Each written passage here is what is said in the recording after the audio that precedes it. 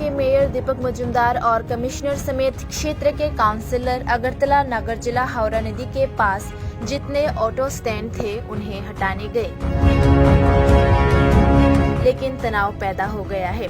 अगली बार पुलिस आई और घटना को संभाला। कुछ ही देर बाद ऑटो चालकों ने संवाददाताओं को गाली देना शुरू कर दिया और यहाँ तक कि एक संवाददाता को मारने तक आ गए।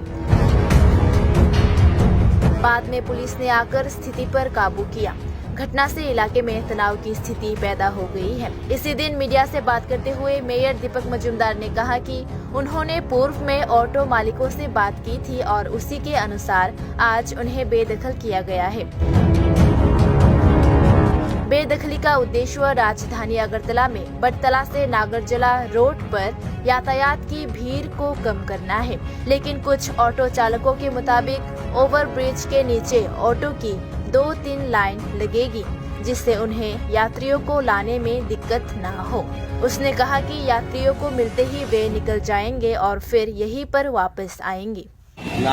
যারা দীর্ঘদিন ট্রেন ব্যবহার করতো অটো চালকরা এবং অটো মালিকরা, তাদের সঙ্গে আমাদের গত কয়েকদিন আগে এটা আলোচনা করা হয়েছিল ওদের নেতৃত্বের সঙ্গে।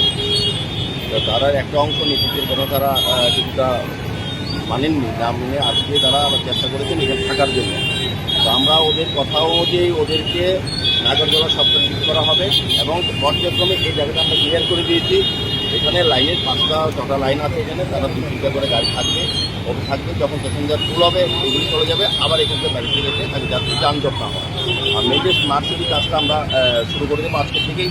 এই জায়গাটা আমরা ক্লিয়ার করে নিচ্ছি। আমার আশা বিশ্বাস শ্রমিকরা ওকে মালিকরা বা নেতৃত্বরা আমাদেরকে সহযোগিতা করবেন।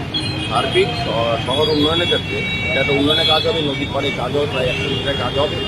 আজ বন্ধ হয়ে গেছিল, আজকে ওনারা আমাদের সঙ্গে পরামর্শ করেছেন, তারা চলে গেলেন। তাদের কিছু কিছু দাবি দেওয়া ছিল, তাদের একটা আশঙ্কা ছিল যে এখানে চলে গেলে তাদের প্যাসেঞ্জার পাওয়া যাবে না, কিন্তু আমরা বিকল্পের ব্যবস্থা করে দিয়েছি যে গাড়িগুলো এখানে দাঁড়াবে, 20-25টা গাড়ি এখানে থাকবে এবং প্যাসেঞ্জার ফুল হবে চলে যাবে, তারা আবার লাইনে আসবে। এইভাবে চলবে, জায়গাটা আমরা পরিষ্কার করে ফেলেছি এবং সমস্ত অটোকে এখন তারা তাদের মধ্যে একটা বিভ্রান্তি ছিল বা কেউ কিছু বুঝিয়েছিল যে তাদের অসুবিধা হবে, তারা কিন্তু এখন বুঝতে পেরেছে।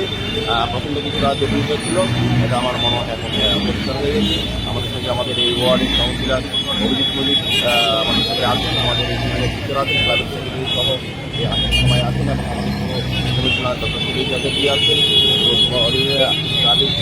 ডিএসপি ম্যাডাম আছেন সহ আমাদের এসডিও সাহেব আছেন।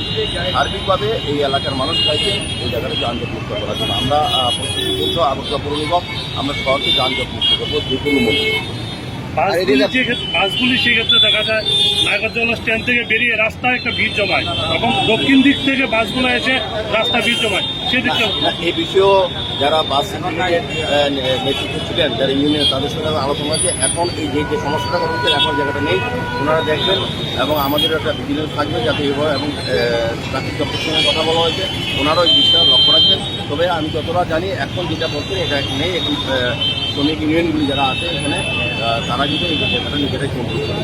এবারে বাজার বলুন আর অটো বলুন আর অন্য যারা নদী পার্কে দখল করে প্রতিদিন কাজ চালাচ্ছেন বা তাদের ব্যবসা কিংবা প্রতিষ্ঠান করে ফেলেছেন, এগুলো করে যেতে হবে। কারণ আমাদের এই নদীর পাড়ে কাজ শুরু হয়েছে স্মার্ট সিটি, বাজারের সঙ্গে কথা হয়েছে, ওনারা একটা আইনগুলি একটা মামলা আছে, আমরা এই মামলা অপেক্ষা করছি।